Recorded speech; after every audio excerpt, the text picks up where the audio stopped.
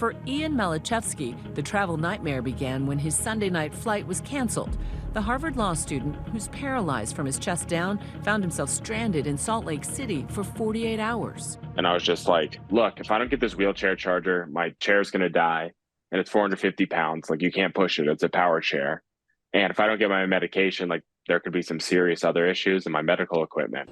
And then she said, check your Delta app and we'll let you know when the luggage is out of the plane. He'd been out west for a celebration, but he didn't know getting back to his job in Miami would be nearly impossible. And that's just on the wheelchair side of things. I mean, they didn't even have anybody to address any questions about finding a hotel, rebooking a flight. When we were calling the 1-800 number, people would answer and then hang up on us.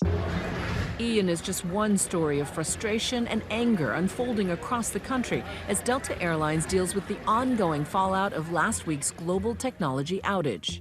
It started early Friday morning when a faulty CrowdStrike update caused computer glitches affecting hospitals, businesses, and multiple airlines. While other airlines have largely recovered, Delta is still struggling to get back on track. Since last week, the airline has canceled more than 6,000 flights, with thousands of others delayed.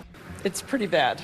So we're discussing whether we just cancel our trip completely, because I don't want to do this every day. Families settling in for another night on terminal floors. There were people laying in every nook and cranny, just trying to rest, and it was crazy. This is I travel a fair amount, and I've never dealt with this before. The culprit of the mess at Delta is a crew scheduling and tracking software solution.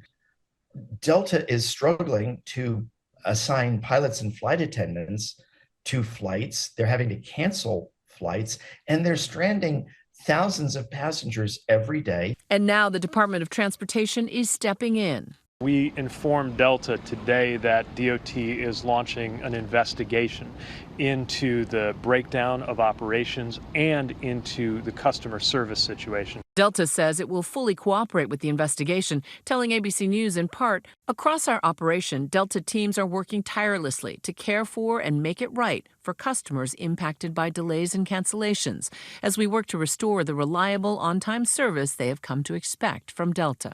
Over the weekend, Delta CEO Ed Bastian, writing to customers in part, I want to apologize to every one of you who've been impacted by these events. Delta is in the business of connecting the world, and we understand how difficult it can be when your travels are disrupted. It is July. We are in the middle of the summer travel season. That is the peak season. The cancellations and delays hitting airports abroad as well, from Dubai to Madrid to Paris, where the Olympic Games are set to get underway in just a few days. In India, passengers in New Delhi snapping this photo of an airline worker manually writing flight information on a whiteboard after the computer crash. And in Amsterdam, family pastor Michelle Norman found herself unexpectedly stuck with 13 students on their way back to Oklahoma. We were traveling back from Accra, Africa. We had been there on a mission trip with 13 students and 7 sponsors. We were sitting on the tarmac getting ready to take off for Atlanta, Georgia. On the runway, they came on board and said, there is a worldwide IT shutdown. Chaos erupting right after the group deplaned. It was kind of mass chaos because this has really never happened before. So the airlines didn't really know what to do. So we've got 20 people, we've got 13 students and 7 adults, and basically the clothes on our back. After securing their flight, the group decided to make the most of the unexpected layover.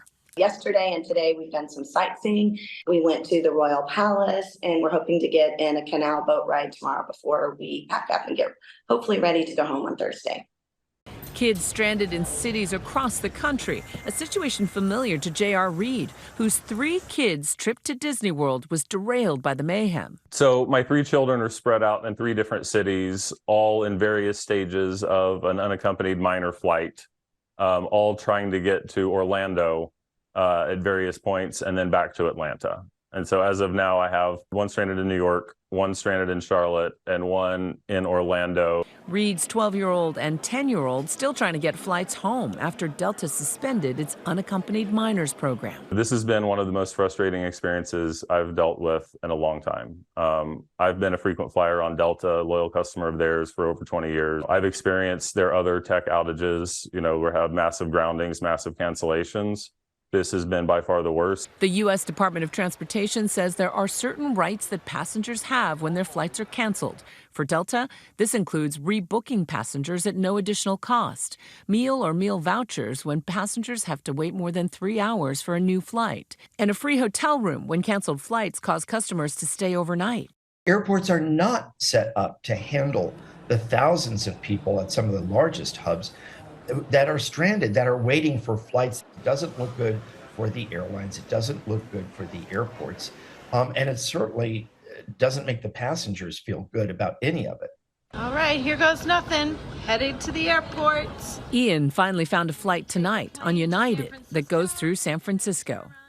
Wish us luck. Let's hope we get there. Days of frustration. Ian and his mom finally on the plane, ready to get him back to Florida, where he's a summer associate at a law firm. Made it on the plane, about to head to San Francisco. Things are going well so far. Hopefully we make it to Miami without any hiccups from there. But so far, so good. But after all the chaos, Ian has a strong message for the CEO of Delta. I was in my chair for 36 hours. I didn't have my wheelchair charger. I didn't have my medication. If this happened for a few hours longer, it could have risked my life. It could have risked my health. Could have risked my career. Could have risked my equipment. And that falls on them. Giving us all a 1-800 number isn't going to fix that. So they need to realize they're dealing with humans, not just numbers, not just money, and they need to make this right.